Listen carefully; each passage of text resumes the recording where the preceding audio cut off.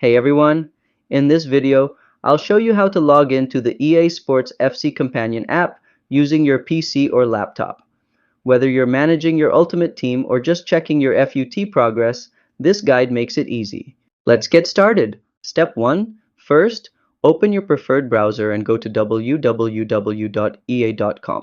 This is the official EA Sports FC Companion website for PC. Step 2. Once you're on the page, click on the Login button at the top right corner. Step 3.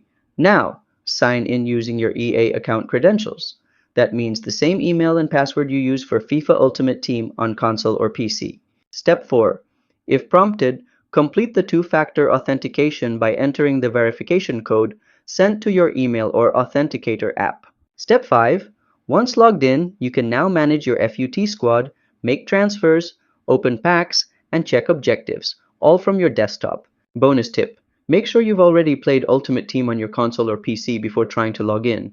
This activates Companion app access on any device. And that's how you log into the EA Sports FC Companion app on your PC. If you found this guide helpful, give it a thumbs up and subscribe to How to Tutor for more easy tutorials. See you next time!